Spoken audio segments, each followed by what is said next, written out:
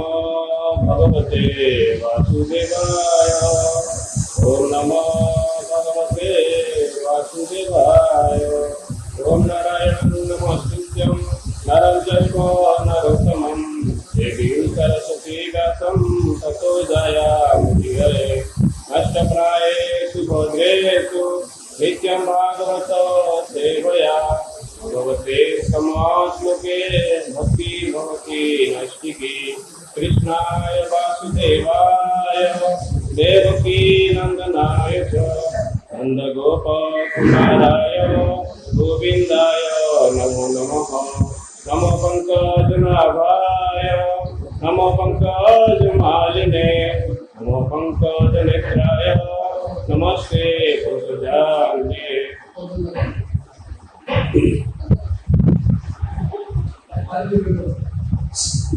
हरे कृष्ण। श्रीमद् भागवतम अष्टम स्कंद 14 श्लोक नंबर 5। ततो धर्म चतुष्पादं मनवो हरिणोदिता युक्त्या संचारयन्त्यथा स्वे स्वे काले महीनृप। ततो धर्म चतुष्पादं मनवो हरिणोदिता युक्त्या संचारयन्त्यथा स्वे स्वे काले महीनृप। हरीशो फौजी लोकाई सेटिस्फिकेशन का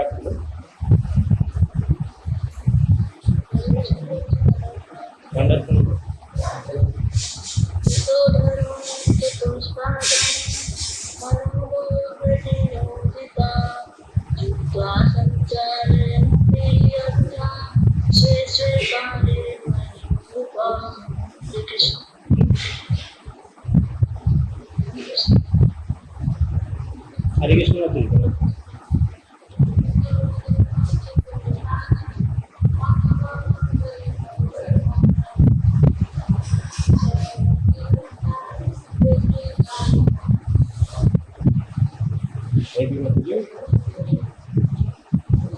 ततः तापरे कलियुग शेषे धर्म धर्म चतुष्पाद मानव समस्त मनुगण हरिणा भगवान द्वारा उदिता उपदिष्ट हुई युक्ता युक्त हुई संचारयन्ति पुनः प्रतिष्ठित हुए अधा प्रत्यक्ष भाव में स्वे स्वे सेमानंकर निज निजर काले समय महिम एही जगत रे नृप हे राजन। अनुवाद हे राजन तापरे मनुगण भगवान का निर्देश अनुसार पूर्ण रूपे नियुक्त हुई चतुष्पाद विशिष्ट धर्म पुनर्प्रतिष्ठा करती।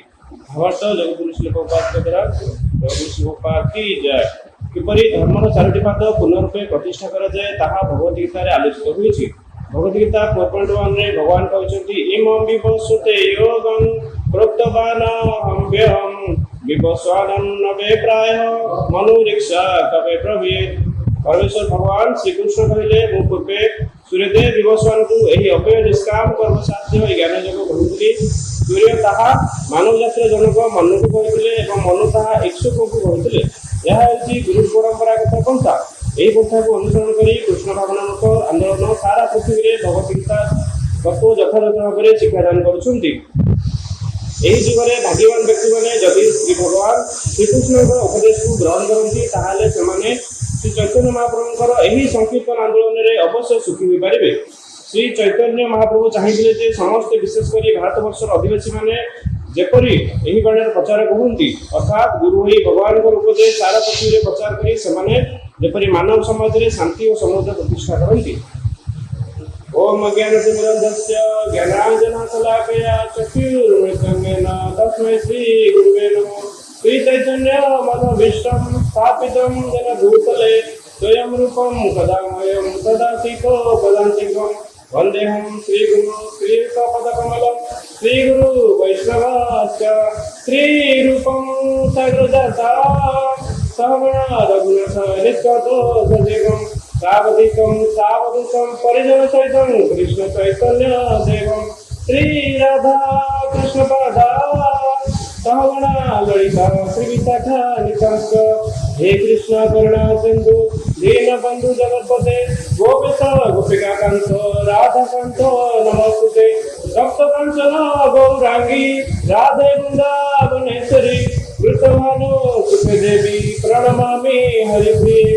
वाञ्छाकल्पतरुभ्यश्च कृपा सिन्धुभ्यो च पतितानां पावनेभ्यो वैष्णवेभ्यो नमो नमो। नमो विष्णुपदाय कृष्णप्रेष्ठाय भूतले श्रीमते भक्तिवेदान्त स्वामिनिति नामिने। नमस्ते सरस्वती देवे गौरवाणी प्रचारिणे निर्विशेष शून्यवादी पाश्चात्यदेशकारिणे। जय श्री कृष्ण चैतन्य प्रभु नित्यानंद श्री अद्वैत गदाधर श्रीवासादि गौरभक्तवृंद।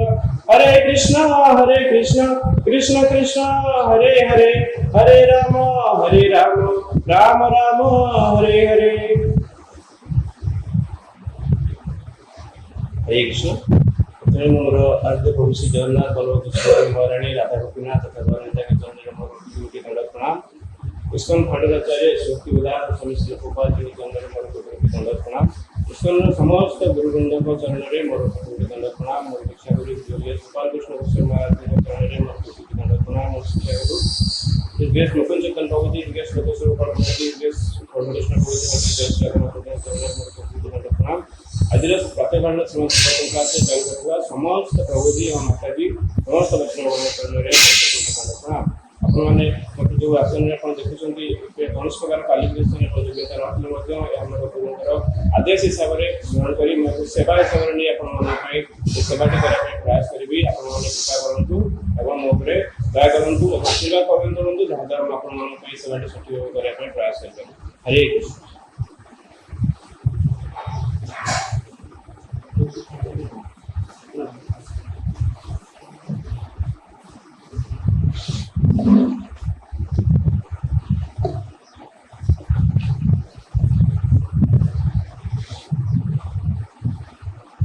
कृष्ण।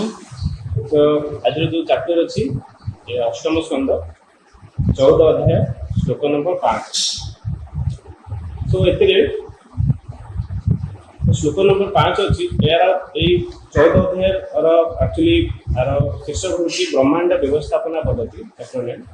तो यूनिवर्स मैनेजमेंट केमिति यूनिवर्स को मैनेज करा जाए तो या करे बेसिकली मनमंत्र उपरे गुरु परंपरा उपरे केमिति प्रभुपाद जी आपके प्रीचिंग ऊपर मत एम्फसाइज करछन। आज ये गुडी हम देखिबा। सो एति होउजी सप्तम स्कंदे उति लीला निरूपयति अष्टम स्कंदे मनमंत्र लीला निरूपयति सप्तम स्कंदे उति लीला निरूपयति कहउछि। उति माने भोग बा भोगर वासना। तो सप्तम स्कंद तापरे बेसिकली तापरे बेस करिथिला और अष्टम स्कंद मनमंत्र लीला ऊपर अछि। एवं आमे देखिबा এই অধ্যায়ের আরম্ভରୁ 14 অধ্যায়ের আরম্ভରୁ সুখদেব গোস্বামী को পরীক্ষিত মহারাজ তিনটি প্রশ্ন পচারছন্তি। তিনটি প্রশ্ন পচারছন্তি আমি ଦେଖିବା কোন প্রশ্ন পচারছন্তি। আমি যেମିତି জানিছে যেମିତି চারটি যুগ ଅଛି ଯାହାକୁ କୁହାଯାଏ ସତ୍ୟ ତ୍ରେତୟା ଦ୍ୱାପର କଳି ଏବଂ ଚାରୋଟି ଯୁଗକୁ ନେଇକି ଚତୁର୍ଯୁଗ ହୁଏ ଚତୁର୍ଯୁଗ। ଏବଂ এই ଚତୁର୍ଯୁଗ ଯେତେବେଳେ ଏକସ୍ତରୀ ବା ରିପିଟ୍ हुए ତାକୁ କ'ଣ କୁହାଯାଏ ଏକ ମନ୍ୱନ୍ତର ବୋଲି କୁହାଯାଏ। जड़े मनंतर कार्यकाल हूँ 71 चतुर्युग। तो आम देखा जो मनमंत्र ये 71 चतुर्युग जो कम्प्लीट हुए गोटे मनमंत्र कम्प्लीट हुए तो मन चेंज होती जमी पूर्व प्रभु जी मैंने बहुत सुंदर बुझे केमी मनमंत्र केमी आम जमी इलेक्शन हो भगवान सेमती सिलेक्शन करके रखी अलरेडी इलेक्शन किसी आवश्यकता ना। तो जो मनु चेंज हो तो अन्य मैंने चेंज होती कौ कौ मैंने चेंज होती जमीक मनु हेले मनुपुत्र ऋषि हेले सप्त ऋषि हेले इंद्र देवता आदि समस्त कौन होती चेंज हो।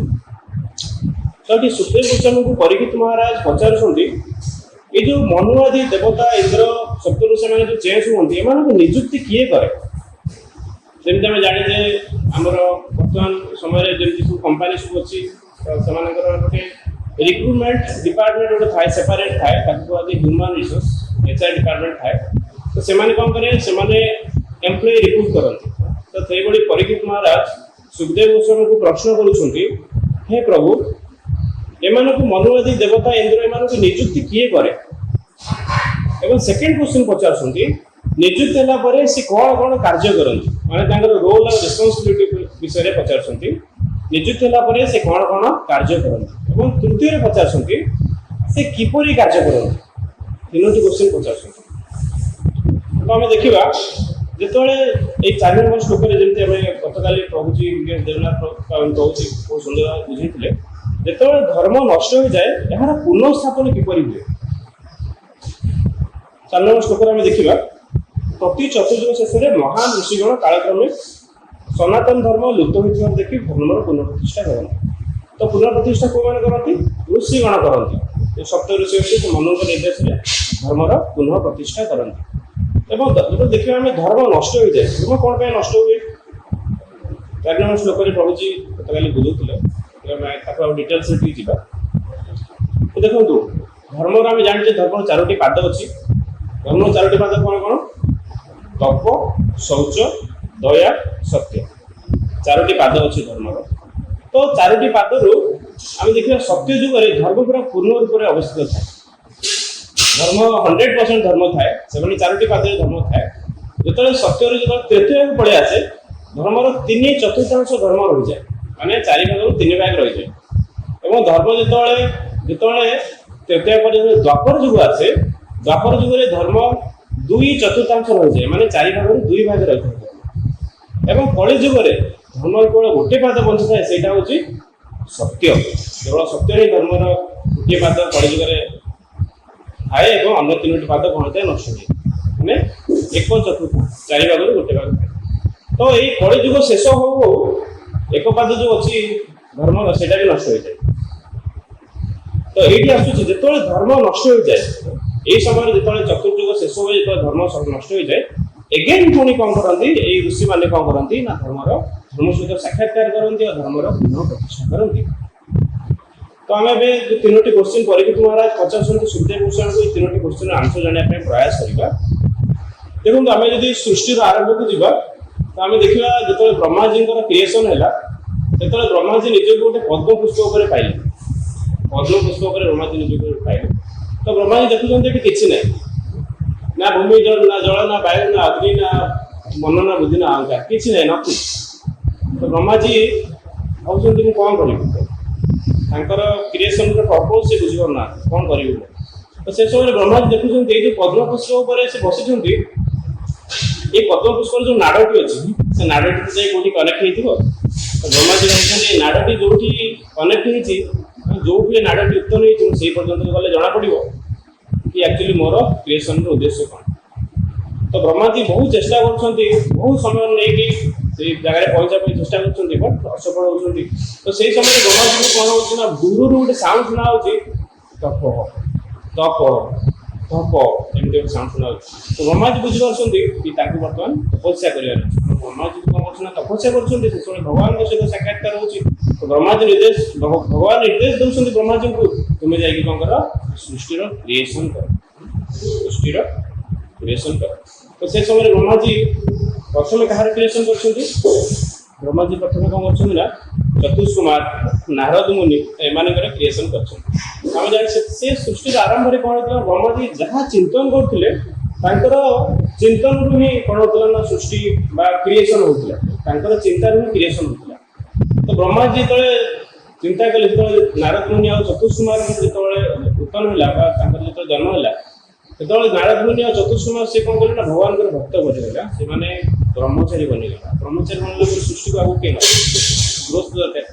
ତ ତା ପାଇଁ ବ୍ରହ୍ମାଜୀ କ'ଣ କଲେ? ବ୍ରହ୍ମଚାରୀ ଏତେ କଷ୍ଟ କରି ମୁଁ କ୍ରିଏସନ୍ କଲି, ବଟ୍ ଅସଫଳ ହେଇଗଲା। ବ୍ରହ୍ମାଜୀ କ'ଣ କଲେ? ଟିକେ କ୍ରୋଧ ପ୍ରକାଶ କଲେ। ଆଉ ସେ କ୍ରୋଧରୁ କିଏ ଜାତ ହେଲେ? ସେ କ୍ରୋଧରୁ ଉତ୍ତର ହେଲେ କି ଶିବଜୀ। ଶିବଜୀ ଉତ୍ତର ହେଲେ ଆମେ ଜାଣିଛେ ଶିବଜୀ କ୍ରୋଧରୁ ଉତ୍ତର ହେଇଛନ୍ତି। ଆମେ ଜାଣିଛେ ସତ୍ଵ, ରଜ, ତମ 3ଟି ଗୁଣ ଅଛି। ସତ୍ଵ ଗୁଣର ଅଧିଷ୍ଠାତା ଭଗବାନ ହେଉଛନ୍ତି ଭଗବାନ ବିଷ୍ଣୁ, ଆଉ ତମ ଗୁଣ ହେଉଛନ୍ତି ଶିବଜୀ, ଆଉ ରଜଗୁଣ ହେଉଛନ୍ତି ବ୍ରହ୍ମାଜୀ। ଯେହେତୁ ଶିବଜୀ କ୍ରୋଧରୁ ଉତ୍ତର ହେଇଛନ୍ତି, ତ ତାଙ୍କର ସେ ଯେଉଁ ବ୍ରହ୍ମାଜୀ ଭାବୁଛନ୍ତି, ତ ଶିବଜୀକୁ ଦେଖିକି ଆରେ ଇଏ ତ ବହୁତ ଜଣେ ଦିବ୍ୟ ପୁରୁଷ, ତ ଇଏ ମୋତେ ନିହାତି ସହାୟତା କରିପାରିବେ ସୃଷ୍ଟିର ସଂରଚନାରେ ବା ସୃଷ୍ଟିର କ୍ରିଏସନ୍ରେ ମୋତେ ନିହାତି ହେଲ୍ପ କରିପାରିବେ। ତ ଶିବଜୀଙ୍କୁ ଯେତେବେଳେ ଦାୟିତ୍ୱ ଦେଉଛନ୍ତି, ଶିବଜୀ କ'ଣ କ୍ରିଏସନ୍ କରିଥିବେ?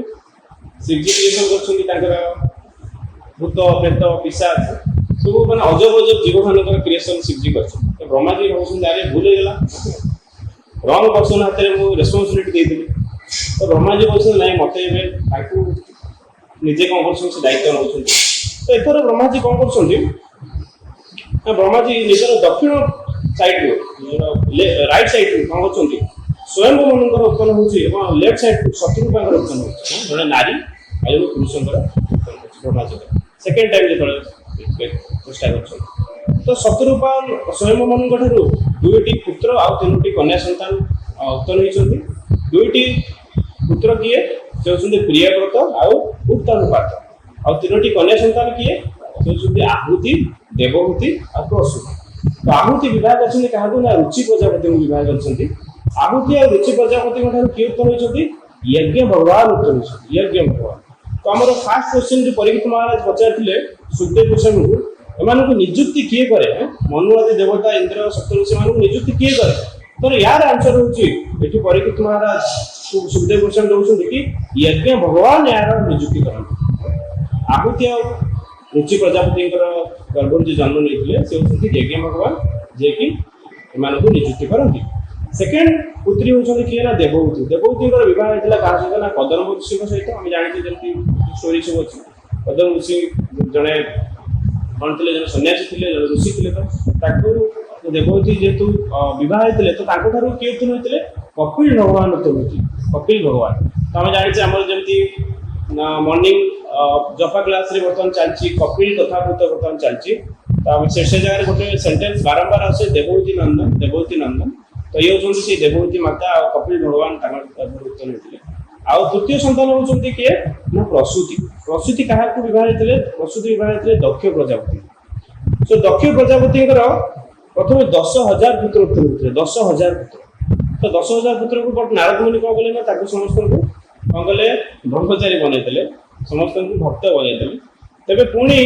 दक्ष प्रजापति कौन कले 1,000 पुत्र संतान उत्पन्न कले भी नारद मुनि कौन कले ना भक्त बनई तो तापर दक्ष प्रजापति कौन कले ना 27 जन कन्या संतान उत्पन्न कले 27 जन कन्या संतान ब्रह्माजी को बहुत ही सहायता करते सृष्टि को आगू नबारे कहुए दक्ष प्रजापति ब्रह्मा शक्तिशाली ब्रह्मा सहित कंपेयर कराए सो ये देखिले ये निजुक्ति किए कले यज्ञ भगवान निजुक्ति करते आउ जो दुटी क्वेश्चन अच्छे निजुक्ति है से कौन कौन कार्य करती जब आम देखा से निजुक्ति है विश्व ब्रह्मांड संचालन कार्य करते ब्रह्मांड व्यवस्थापन पद्धति अध्ययन अच्छी तो ये कौन करते विश्व ब्रह्मांड संचालन कार्य करते तार आंसर एवं तृतीय क्वेश्चन होची किपरि कार्य करती हाउ तार आंसर होची धर्म हिसाब से कार्य करते 4 नंबर स्टोक तार आंसर देते तो धर्म लुप्त होता देखी से कौन करते धर्म हिसाब से मैंने कार्य करते तो आम देखा स्वयं मनु आ शत्रुपा जो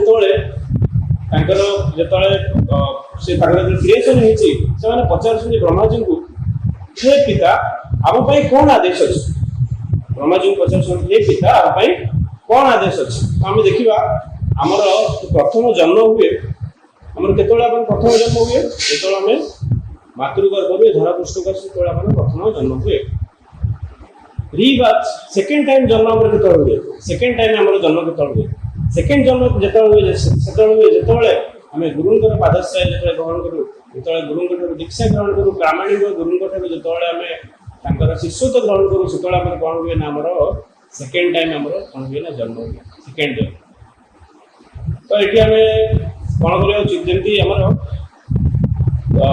स्वयं मनु और शत्रुपा जमी पिताजी को जमी ब्रह्माजी को पचार हे पिता आम कौन आदेश अच्छी जन्म नापर तो सेमती आम कौन करें जो गुरुंर पादश्रय ग्रहण करूँ जो शिष्यत्व ग्रहण करूँ कौन करा उचित आमको गुरु को से पचार उचित हे गुरुदेव मुझे गोटे बहुत बड़ पापी मुझे गोटे मु अयोग्य आपण कृपा कर मत कौन कर प्रामाणिकतार आप जोड़ी आपणकर शिष्यत्व मत प्रदान कर शिष्य हिसाब से ग्रहण कर मोपाई कौन आदेश अच्छी कहतु जमी आम देखा ये गोपाल कृष्ण गोस्वामी महाराज जो पार्थिव शरीर जो गोलक वृंदावन प्रस्थान कले अहिलू 10टी उपदेश देते 10टी आदेश डिसाइबल मानी प्रथम आदेश कौन थी प्रथम आदेश थी always accept his divine grace as Bhakti Vedanta Swami Srila Prabhupada as founder Acharya of ISKCON and prominent शिक्षा गुरु फॉर ऑल द टाइम। तो श्रील गोपाल जी होचंदी प्रोमिनेंट शिक्षा गुरु सब दिन पाई गोपाल जी होचंदी हमर शिक्षा गुरु ताको हम शिक्षा ग्रहण करू। तो एई भली भाबे 10टी उपदेश गुरु महाराज देथिले ता विषय डिटेल्स जिया पय चाहुनी। तो आम कौन कर अच्छे तो से स्वयं मनु आउ शत्रुपा कौन पचार आम कौन आदेश अच्छे। तो ये देखा ब्रह्मा जी कौन आदेश दौरान। तो ब्रह्मा जी तीनोटी आदेश दौरान तीनोटी आदेश दौरान। प्रथम आदेश कौन अच्छी धर्म अनुसार निज पत्नी सहित संतान उत्पन्न कर। तो ब्रह्मा जी देखो ये गोटे वार्ड को बहुत इंपोर्टाट देखिए धर्म। तो धर्म अनुसार निज पत्नी सहित संतान उत्पन्न कर। तो आम देखा जो गृहस्थ लाइफ अच्छा जो मैंने तो से कौन कर गृहस्थ लाइफ रे संबंध केतବେଳେ स्थापन करेंगे पति पत्नी जितेबाला संतान उत्पन्न कर प्रयोजन थी जो समय जेनेरेशन को आगू नबार प्रयोजन थी केवल से उद्देश्य ही केवल कौन करेंगे संबंध स्थापन करेंगे।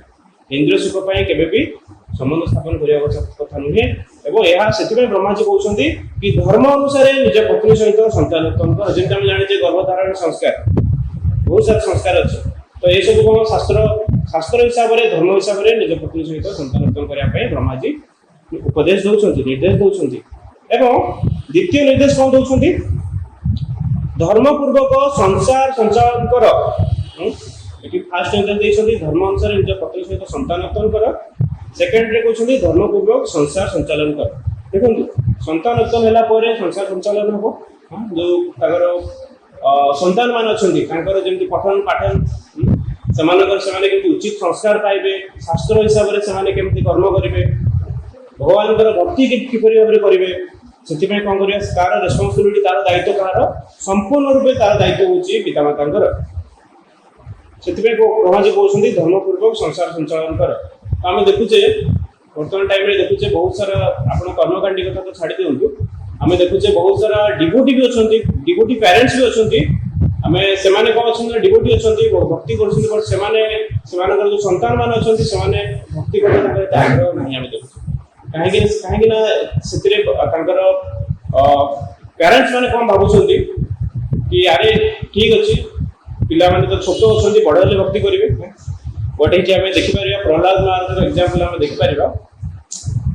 प्रहलाद महाराज कौन कहते कौमारम आचरित प्राज्ञ। प्रहलाद महाराज कहते 5 वर्ष जन को कौन करा भक्ति करमी तो देखा गले माँ पेट ही जड़े भक्ति करमी आम गर्भधारण संस्कार विषय में प्रथम पॉइंट देखिले किंतु 5 वर्ष कौन करा भक्तिर जो एक्टिविटी अच्छी से गुड़िक स्टार्ट कर। तो ये प्रहलाद महाराज ध्रुव महाराज शिखिपर। तो यार गोटे गोटे एग्जांपल आसे वर्तमान किसी दिन पूर्व वेस्ट बेंगल गोटे इंसिडेंट होता आपने न्यूज टी भाइराल होता आपने शुणिथे जन डिवोटी फैमिली गोटे छोट छुआटी 7 आई थिंक 5 to 6 क्लास रे पढुची छुआटी झीटी। तो सी कौन करे स्कूल जाए सी जेहेतु डिवोटी फैमिली बिलोंग्स करछि तो सी कौन करे कंठी माला परिधान करछि तिलक लगे जो सुंदर तिलक लगे छोट छुआ तिलक लगे बहुत सुंदर लगती। तो तिलक लगे से डेली कौन करे स्कूल जाए। तो स्कूल रे जो तार स्टूडेंट अलग तार सांग साथी मान अच्छी तार जो टीचर मान अच्छे कौन कहते ना ना तू तिलक लगे आसबू एमती कहते तिलक कौन लगे तो थटा मजा करे तिलक कौन लगुच ये कौन ये आम स्कूल लगे। तो पिलाटी कौन करे डरे कहीं डर जी भगवान को भक्ति कर जानी नरसिंह भगवान सर्वदा प्रोटेक्ट कर भक्त तो सी जहाँ मन से चेतना अच्छे से कहीं डर के डरे छोट छुआटी से कौन करे प्रतिदिन तिलक परिधान कर जाए। दिने कौन दिने टीचर कहते तू आउ काली ठारू स्कूल आसबू ना जदि तू तिलक धारण करके आसबू तिलक लगे आसबू तो काली ठारू तोर स्कूल बंद। पिलाटी मन दुख कर स्कूल अलाउ करेंगे स्कूल रे पिलाटी कौन अच्छे ना घरे जाकि कांदी कांदी सब कथा जन तो देखो कौन है जो डिवोटी फैमिली थे से दिन कौन है समस्त भक्त गैदरिंग होती सब भक्त गैदरिंग होती कर्ता मृदंग फल सब धरी गोटे विराट कीर्तन शोभा यात्रा होती स्कूल में पहुंच जाए स्कूल में जाकि दिन सारा कीर्तन कर दिन सारा से कह जाए Don't underestimate the power of missionary.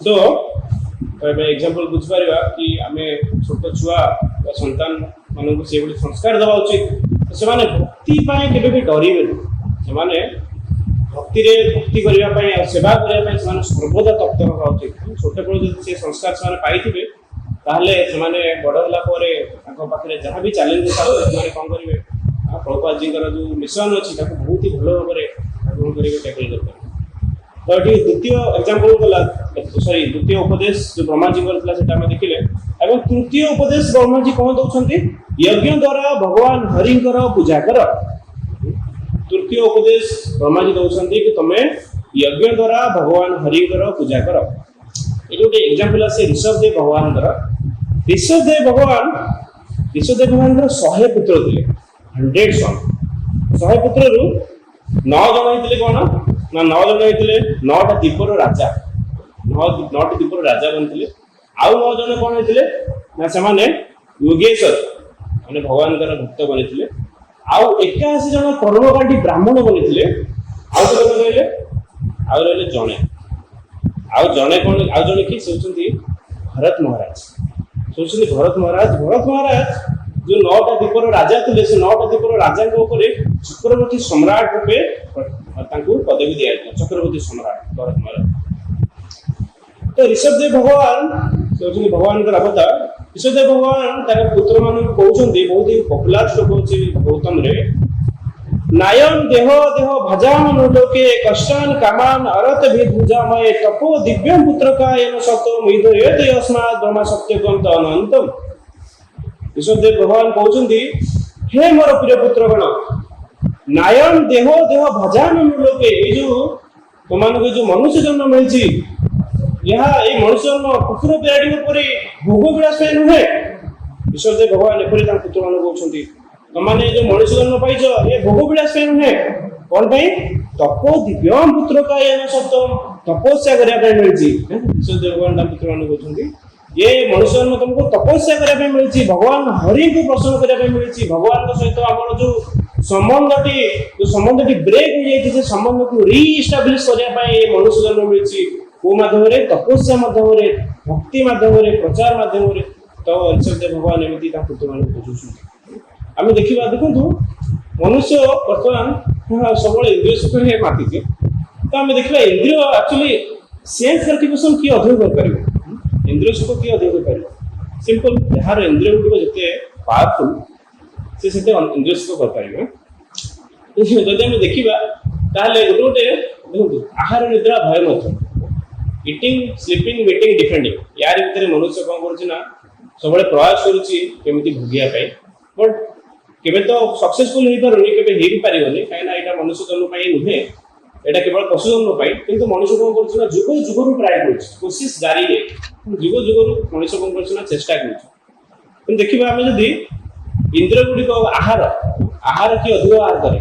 मनुष्य को हाथी रे अधिक आहार कर परिबो कि बट फिर भी मनुष्य कोन करछि ना आहार पाई सारा जीवन लगे दउछि कि भलो खाइबो निद्रा जे देखिबा ताहले गोटे भालू अछि ब्लैक बियर बिल गोटे भालू अछि गोटे प्रजातिर 18 रु 20 घंटा से माने सुन तांगर एवरेज स्लीपिंग टाइम 18 रु 20 घंटा मनुष्य तो सोई परिबो ना पशु पागल हो जिवो सो ना मनुष्य अधिक खाई परिबो ना अधिक सोई परिबो ना अधिक ना गोटे पक्षी जे देखि आकाश उडुची आकाश उडी के तळे गोटे छोट छोट सोरिस दाना का खाते कोन से देखि मनुष्य देखि परिबो ना अधिक देखि परिबो ना अधिक सुनि परिबो किछि अधिक कर परिबो तो प्रयास जारी रखिछि केमति अधिक इंद्रिय सुख करबी ए इंद्रिय मान को यूटिलाइज करी ना इंद्रिय गुडी को पावरफुल पशु करी पशु मान को इंद्रिय गुडी के पय पावरफुल दिया छै से माने तो भोग जोनी माने भोग करिया छै पूरा बिराडी तापरे हम शुकर आदि से मान को भोग करिया पय से जोनीटी ताको दिया छै तो हम देखिबा जेमति धर्म को जेमति चारोटी पाद अछि से पूरी अधर्म रो मध्ये चारोटी पाद अछि अधर्म रो चारोटी पाद कोन अधर्म चारोटी पाद होछि दीतो पानम स्त्री और सुन अधर्म रो चारोटी पाद तो एठी गोटे बहुत भलो एग्जांपल আছে आपण माने जानिथिबे परीक्षित महाराज को प्रथम साक्षात्कार जतले होछि कळी सहित जतले परीक्षित महाराज तांको राज्य रे भ्रमण करूछन्ती सेतले परीक्षित महाराज देखुछन्ती गोटे बळद आ गोटे गो माता दुई जन कोन करछन नदी कूल रे बसिछन्ती से बलदटी हूँ एक्चुअली धर्म से बलदटी हूँ एक्चुअली धर्म धर्म से बलद रूप बसुँच आउ गोमाता होती पृथ्वी माता जे कि गोमाता रूप से बस तो धर्मराज पचार हे माता तुम ये उदास कौन देखा तुम ये मलिन कौन देखा तो गोमाता पृथ्वी माता कहते हे धर्मदेव आपण तो निजे तीन गोटे गोटे ठिया आपण तो तीन टाइम पाद नष्ट हो जाए सत्य जुग सत्य गोटे ही पाद अच्छे ना कली जुगे तो आप मत कौन कहते आप कष्ट कहते आप मत कौन कहते ठीक अच्छे आप जो पचार शुणु बर्तमान कौन होना कलिर आरंभ होगा जाऊँगी कलिर आरंभ होगा जाऊँगी कली जुग प्रवेश करते जाऊँगी तो या द्वारा कौन पापर धार बढ़ी धरा पृष्ठ में आ मत बहुत कष्ट हम पापी माने अधर्मी माने धरा पृष्ठ में जन्म ने अधर्म आचरण करेंगे से मत दुख लगे उदास अच्छे से समय परीक्षित महाराज देखुं जड़े व्यक्ति राजकीय वेश अच्छी से कौन से बाड़ी आणिकी गोटे बाड़ी आनी कौन करना से बलद आउ गोमाता कौन कर प्रहार कर तो से समय आम देखा आम बर्तमान एग्जांपल नहीं देखिपर बर्तमान अधर्म एक्चुअली किए कर बेसी बर्तमान अधर्म देखिए जो मैंने पावर अच्छी पॉलिटिकल लीडर जो मैंने शासन करने कथा जो मैंने राजकीय कहते राजा यदि धर्म आचरण करे प्रजा भी धर्म आचरण करे यदि प्रजा धर्म आचरण करे राजा भी धर्म आचरण कहीं बर्तमान आम देखुचे इलेक्शन आमर आम इलेक्टेड कैंडिडेट जी किए आमर प्रतिनिधि ना आम ही बाछे ना आम जो अधर्मी आम धर्मी जे धर्म परिचालन कर बाछी पारे कि कदापि नुहे ना आम प्रथम धर्म आचरण करते आम राजा आमर लीडर जी धर्म आचरण करेंगे तो ये कौन तो परीक्षित महाराज देखुं से जो लोकटी कौन कर से दुई को बलद आउ गोमाता कौन कर प्रहार कर तो से समय परीक्षित महाराज पूरा रागी जाऊँ अरे मो राज्य पुणी एमती अधर्म हाँ गोटे निरीह जीव उपर किए कष्ट दे पार मो राज्य तो से कौन कर परीक्षित महाराज निजर खड़ग उठाऊँ मुझे आज हत्या कर किए तू पाप तो कड़ी तो बहुत चला सागे सागे कौन कर परीक्षित महाराज पाद तले पड़ जाऊँ हे महाराज मत रक्षा कर मुझे कड़ी बर्तमान आसबार समय मोर हो मत रक्षा कर मत किसी स्थान प्रदान करूँ परीक्षित महाराज कहते हे कड़ी तुम ये मो राज्य छाड़ी चल जा मो राज्य तुम स्थान ना if you get out from my kingdom so तो परीक्षित महाराज कहते कड़ी कहूँ हे राजन मु कौन जी सारा पृथ्वी जाट तो आप राज्य मु कौन जी आप राज्य छाड़ी दया करूँ मो कृपा करते देखो जड़े राजा जो शरण जी आसता क्षमा करती कौन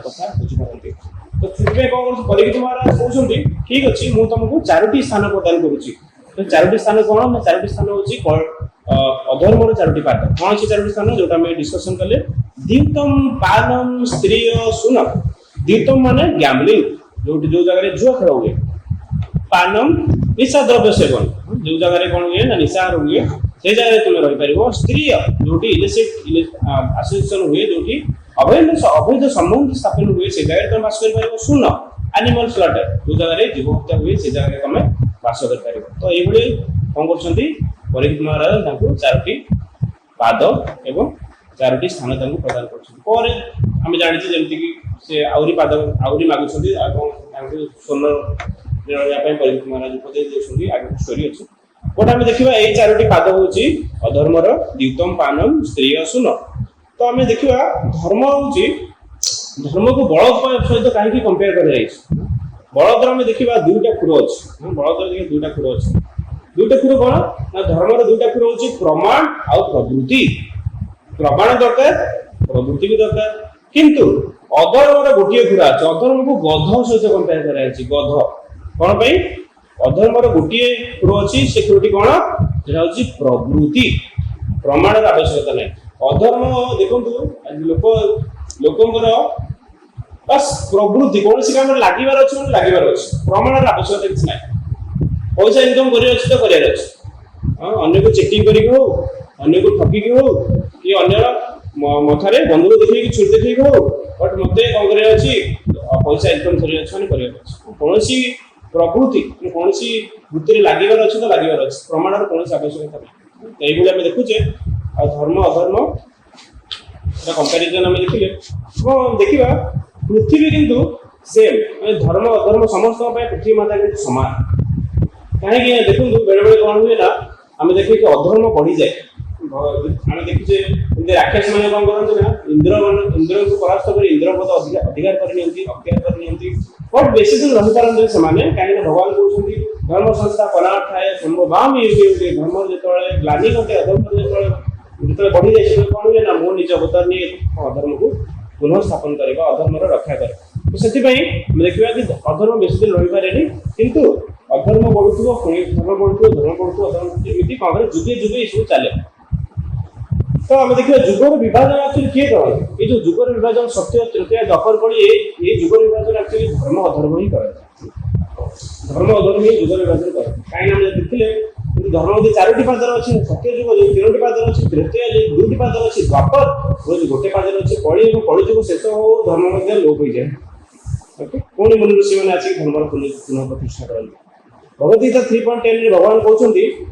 सहयज्ञ प्रजासृष्ट पूर्वाच प्रजापति अनेन प्रसविष्यधु ऋषभो सृष्टि काम भगवान कहते सहयज्ञ प्रजासृष्ट पूर्वाच प्रजापति जो सृष्टि आरंभ होती ब्रह्मा जी कौन कर सहयज्ञ प्रजासृष्ट से यज्ञ भगवान उत्पन्न कर सहयज्ञ माने प्रजा मान क्रिएट होची सहयज्ञ प्रजा सृष्टि प्रजा मान क्रिएशन कर ब्रह्मा जी ता सहित यज्ञ भी क्रिएशन कर प्रजा मैंने पुणी केमी भगवान को धाम को प्रत्यावर्तन करेंगे बिकज फॉलोइंग द यज्ञ फॉलोइंग द भक्ति फॉलोइंग द धर्म तो से कहते सहयज्ञ प्रजा सृष्टि पूर्वाच प्रजापति जब प्रजा सृष्टि है सहित यज्ञ भी सृष्टि है धर्म भी सृष्टि है जब आम बुझीपर कथाटी जन्मना जायते वीर मृत्युषा जायते जन्मना जायते वीर मृत्युषा जायते जमी जनकर जन्म होती कहार जन्म होती जन जन्म है कहार जन्म है मृत्यु जन्म है ना जन जन्म है मैंने मृत्यु भी जन्म है तो से आम देखा कि जो ब्रह्मा जी प्रजा मान क्रिएशन कर भगवान के निर्देश से यज्ञ भी क्रिएशन कर मुक्ति केमती हम से भगवान के धाम को प्रत्यावर्तन करेंगे तार व्यवस्था भी ब्रह्मा जी कर तो आम देखा प्रभुपाद जी भावार्थ जुगे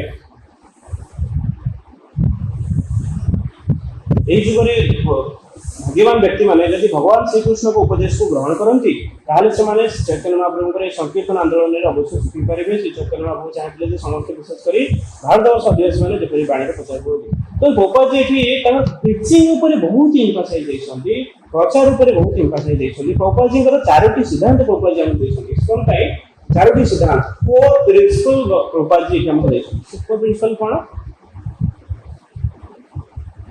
से 4 प्रिंसिपल होची प्रथम होची कौन ना preaching is essence preaching is essence माने प्रचार ही सार गोपाल जी कहते प्रचार ही सार द्वितीय कौन कहते purity is the force purity is the force पवित्रता ही बल पवित्रता एक्सटर्नल शुद्धता इंटरनल शुद्धता हम भीतर जो अच्छी काम को लोभ मोह मद मत्सर तार केमती विनाश है कि हमें भक्ति रे भगवान को हमें अधिक रु अधिक भक्ति रे जाई परिबा तो तापे भगवान को प्रभुपाद जी कौन कहते प्यूरिटी इज द फोर्स हमको प्यूरिटी हमको पवित्रता ही हमको बल दबो हमें आगु जाए तापर प्रभुपाद जी कहते 3 नंबर पॉइंट रे 3 number principle books are the basis प्रचार हम ओके प्रचार ही सार प्रथम पॉइंट अछि बट केमिति प्रचार हम हाउ शास्त्र आधार प्रचार हम प्रभुपाद जी कहते बुक्स आर द बेसिस मो प्रचार करे मत को प्रचार करे पे मो दायित्व अछि प्रचार करे बट मो कोन करी मो मन इच्छा कर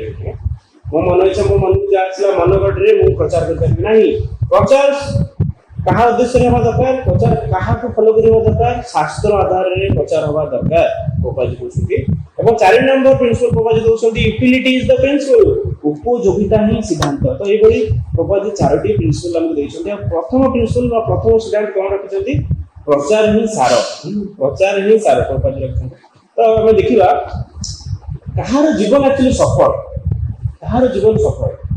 किए कहूँ मोर जब बहुत धन संपत्ति मुझे करी हाँ बहुत टंका कमे विधाय मो मो जीवन सफल हम मनुष्य जीवन पाई सफल हम आउ कि कहूँ मुझे बहुत सारा हॉस्पिटल खोलि समाज सेवा करी अनाथ आश्रम करी कौन मो जीवन सफल हम सफल मिनिंग समस्ते अलग अलग बुझे बट आम देखा भगवान कौन कहते सफल मिनिंग कौन सफल देखिए स फल माने सुफल जी जहाँ जीवन में भल फल अर्जन कर सुफल अर्जन कर जीवन सफल तो भगवान ये कौन कहते श्रीमद भागवतम रे भगवान कहते एतावत् जन्म साफल्य देहि नामिह देहिषु प्राणरते धिया वाचा सेवाचरण सदा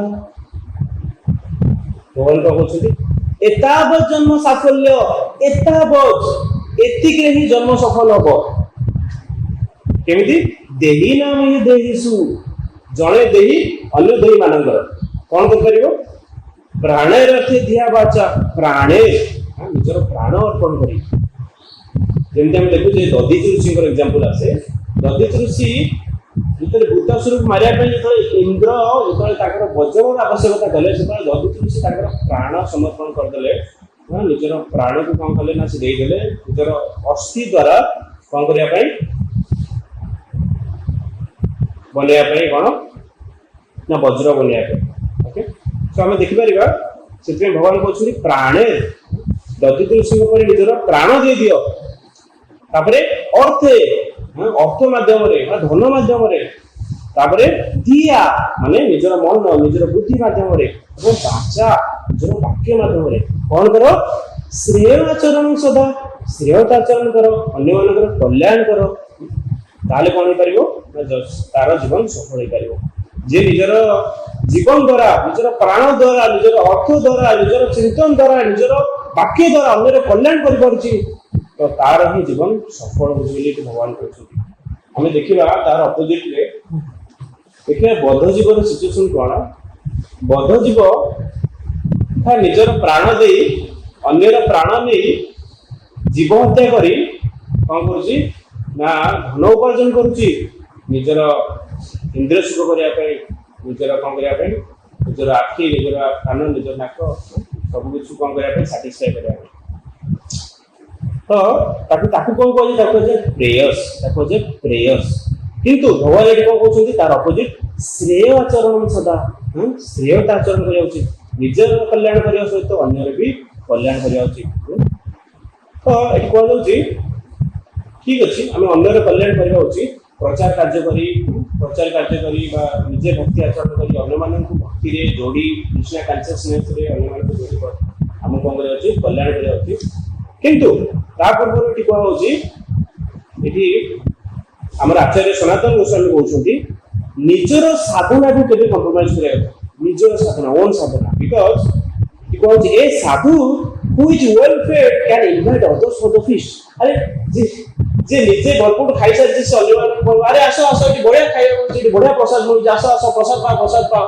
और जे भूखिला जे अन्य मानकर कोन सहायता करियो जे निजर कल्याण करिबो अन्य मानकर कोन कल्याण करियो तो ये बोली हम कौन करिया उचित निज साधना रे कौन करिया उचित पक्का हबार उचित निज साधना रे केबे कंप्रोमाइज करिया कथा नै तापर जाय कि हम जेतले साधना करिया जे प्रचार करिया बहुत सहज सनातन गोस्वामी कहउछन्ती प्रचार करिया बहुत इजी बस निजे सिंसियरली साधना करो निजे सिंसियरली साधना करो एवं से साधना जो एक्सपीरियंस जो रियलाइजेशन तुमको मिलुछ से रियलाइजेशन करने को शेयर करो बस ठीक ना प्रचार जेतले आपण साधना से रियलाइजेशन अन्य प्रचार करेंगे से जो रियलाइजेशन सेटा कौन करें अन्य हाथ को टच करें तो से साधना कौन होगा ना अन्य मानकर निजर तो कल्याण हम अन्य भी कल्याण कर ये देखा कहीं देखो ये कहूँ कि आम ये जो भक्ति ये जो भक्ति ये एक्चुअली आम जन्मगत अधिकार आमर यहाँ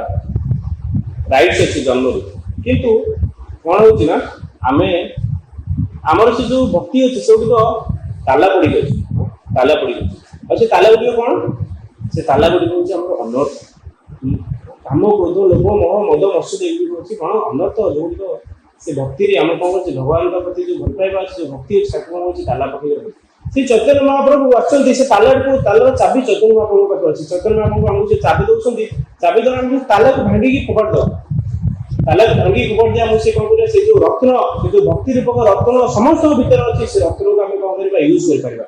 ଦେଖନ୍ତୁ ଜଣଙ୍କ ପାଖରେ କରୋଡ଼ କରୋଡ଼ ସମ୍ପତ୍ତି ଅଛି, କରୋଡ଼ କରୋଡ଼ ସମ୍ପତ୍ତି ଅଛି, ବର୍ଷେ କିନ୍ତୁ କଣ ଅଛି ଲକରରେ ଅଛି, ଆଉ ତା ଚାବି ତା ପାଖରେ କାଢି ଚାବି ଯଦି ନାହିଁ ସେ କଣ କରିବ, ସେ ଧନୀ ନା କରିବ? ଆରେ ସେ ଧନୀ, କାହିଁକିନା ତା ପାଖରେ ଧନ ଅଛି, ବଟ୍ ସେ ଗରିବର ଜିନ୍ଦଗି ଜିଇବ, ଗରିବର ଜୀବନ ସେ ଜିତେଇବ। କଣ ପାଇଁ?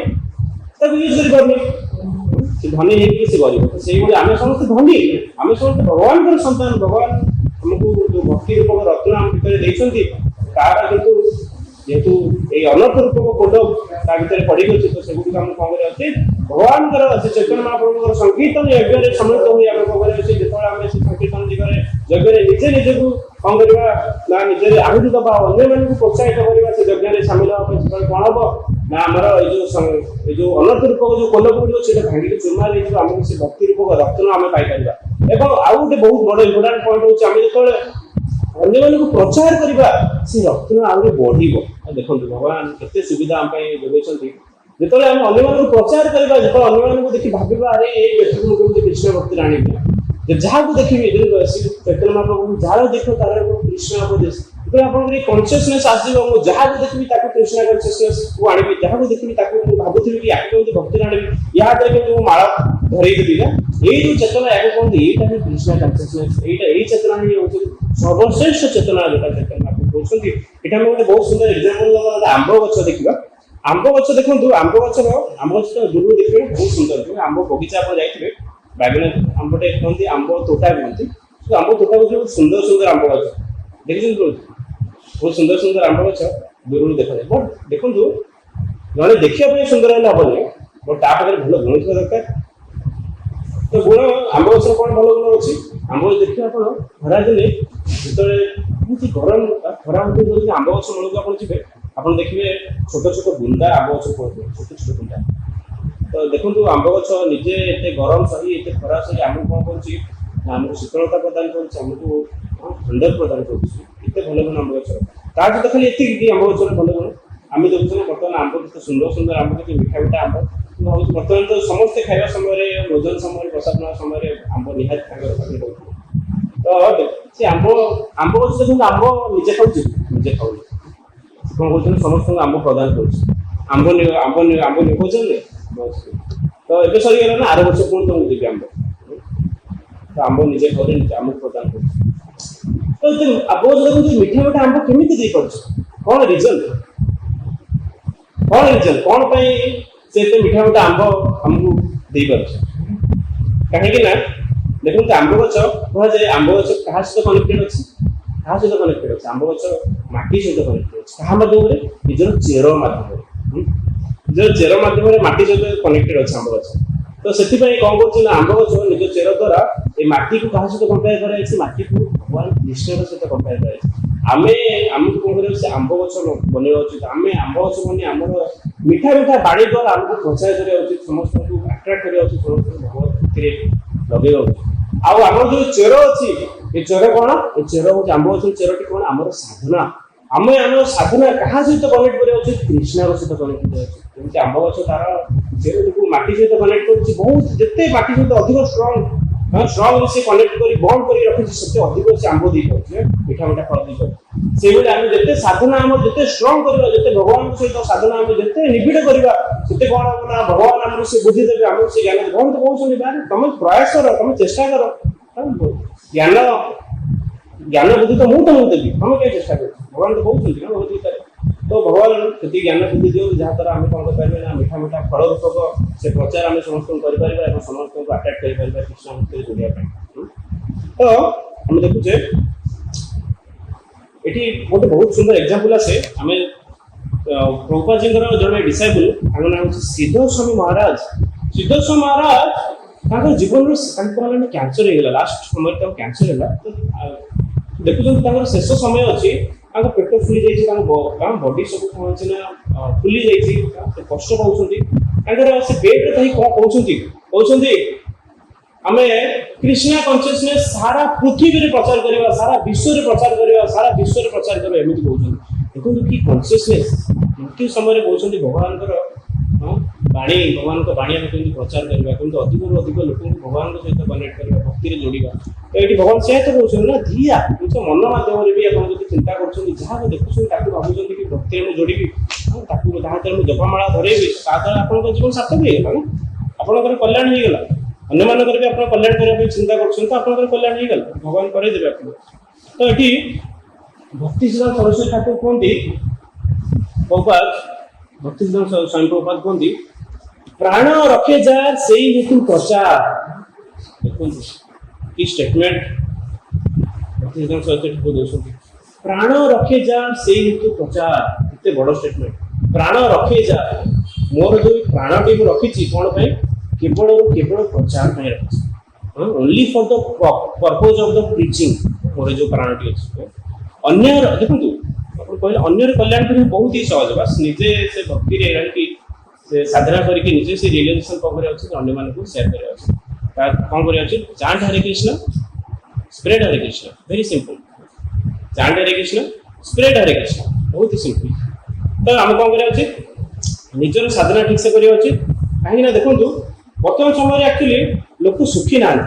ଆମେ ଭାବୁଛେ ଆରେ ସେ କୁଲ୍ଲୁ, ମନାଲି, କାଶ୍ମୀର, ଲଦାଖ କୁଆଡ଼େ କୁଆଡ଼େ ଯାଇକି କେତେ ଭଲ ଭଲ ଫଟୋ ଉଠାଉଛନ୍ତି, କେତେ ସୋସିଆଲ ମିଡ଼ିଆ ଓପନ୍ କରିଦେବେ ଆପଣ ଦେଖିବେ, ବହୁତ ସାରା ଷ୍ଟାଟସ୍ ଆପଣ ଦେଖିବେ, ଆପଣ ଭାବିବେ ଆଜି ମାନେ କେତେ ସୁଖୀ ଅଛନ୍ତି, କିନ୍ତୁ ଆପଣ ଆକ୍ଚୁଆଲି ଦେଖିବେ ସେମାନେ କେହି ସୁଖୀ ନାହାନ୍ତି। ଏକ୍ସଟର୍ନାଲି ସେମାନେ ଶୋ ଅଫ୍ ପାଇଁ ସେମାନେ ସୁଖୀ ଦେଖାଉଛନ୍ତି, କିନ୍ତୁ ଆପଣ ପୁଣି ଇଣ୍ଟରନାଲି ଦେଖିବେ ସେମାନେ ଘରେ କବାଟ ବନ୍ଦ କରି ଝଗଡ଼ା କରୁଛନ୍ତି ତୋର ମୋର। ତ ଆକ୍ଚୁଆଲି ଦୁନିଆରେ କେହି ସୁଖୀ ନାହାନ୍ତି। ଆମକୁ ତ ଆକ୍ଚୁଆଲି କ'ଣ କରିବା ଉଚିତ ନା ସବୁବେଳେ ସୁଖୀ ରହିଯାଉଛି, ସବୁବେଳେ ହାପି ରହିଯାଉଛି। ତ ୟା ଦ୍ୱାରା କ'ଣ କହିପାରିବ ନା, ଯେତେବେଳେ ଆମେ ଦେଖିବେ ଭକ୍ତଟି ଯେତେବେଳେ ସବୁବେଳେ ସୁଖୀ ରହିବ, ଯେତେବେଳେ ସ୍ମାଇଲିଂ ଫେସ୍ ରଖିବ, ସାଧାରଣ ଲୋକ ଭାବେ ଆରେ ଇଏ ଏତେ ସୁଖୀ କେମିତି ଅଛି, ଏତେ ସୁଖୀ କେମିତି ଅଛି, ଏତେ ଇନ୍ଦ୍ର ସବୁ କରୁନି ନା, ମୋଡ଼େ ଯାଇକି କୁଆଡ଼େ କାଶ୍ମୀର ଲଦାଖ କୁଆଡ଼େ ବୁଲୁଛି, ନା ବାଇକ୍ ରାଇଡିଂ କରୁଛି, ନା ହିଲ୍ ଷ୍ଟେସନ ବୁଲୁଛି, ନା କୁଆଡ଼େ ପାର୍ଟି କ୍ଲବ୍ ଯାଉଛି, କୁଆଡ଼େ ଯାଉନି, ଫିର୍ ବି ଏତେ ସାଟିସ୍ଫାଇ ଅଛି, ଏତେ ସୁଖୀ ଅଛି। ହାଉ ସେମାନେ କେମିତି ଜାଣିବା ପାଇଁ ପ୍ରୟାସ କରିବେ, ସେତେବେଳେ ଆମେ କ'ଣ କରିପାରିବା ନା ତାଙ୍କୁ କୃଷ୍ଣ ଭକ୍ତିରେ ଯୋଡ଼ି ପାରିବା, ସେମାନେ ଆଟ୍ରାକ୍ଟ ହେବେ ଆମ ଦ୍ୱାରା, ସେମାନେ କୃଷ୍ଣ ଭକ୍ତିରେ ଯୋଡ଼ି ପାରିବା। Because happy devotee are the best teachers. Gopalji କହୁଛନ୍ତି happy devotee are the best teachers. ଜଣେ ଯଦି ଖୁସିରେ ରହୁଛି, ଅନ୍ୟକୁ ଦେଖି ହସୁଛି, ଖାଲି ଡିଭୋଟି ନୁହଁ, ମୁଁ ଡିଭୋଟି, ତାଙ୍କୁ ମୁଁ ଦେଖି ସ୍ମାଇଲ୍ ଦେଲି, ତାଙ୍କୁ ଦେଖି ମୁଁ ଗୀତ ହସ ଦେଲି, ତାଙ୍କୁ କଥା ହେଲି, ଏ ଡିଭୋଟି ନୁହେଁ, ତାଙ୍କ ସହିତ ମୁଁ କଥା ହେଲି, ସେମିତି ନୁହେଁ। ଆମକୁ ଅନ୍ୟକୁ ଯଦି ଭକ୍ତିରେ ଆମକୁ ଆଣିବାର ଅଛି, ତାହେଲେ ଆମକୁ କ'ଣ କରିବା ଉଚିତ? ନିଜର ସାଧନାକୁ ପକ୍କା କରିବା ଉଚିତ। ନିଜର ସାଧନା ଯଦି ପକ୍କା ହେବ, ଆମକୁ ସେ ପ୍ରପର ରିଏଲାଇଜେସନ ମିଳିବ, ଆଉ ସେ ରିଏଲାଇଜେସନକୁ ଆମେ ଯେତେବେଳେ ଅନ୍ୟମାନଙ୍କ ସହିତ ସେୟାର କରିବା, ସେତେବେଳେ ସେମାନେ ଆଟ୍ରାକ୍ଟ ହେବେ, ତା ଦ୍ୱାରା ଅଧିକରୁ ଅଧିକ ପ୍ରଚାର ହେବ। ପ୍ରଭୁପାଦଜୀଙ୍କର ଯେଉଁ ମିଶନ ଅଛି, ସେ ମିଶନ ସକ୍ସେସଫୁଲ ନିହାତି ହେଇପାରିବ। ହରେ କୃଷ୍ଣ।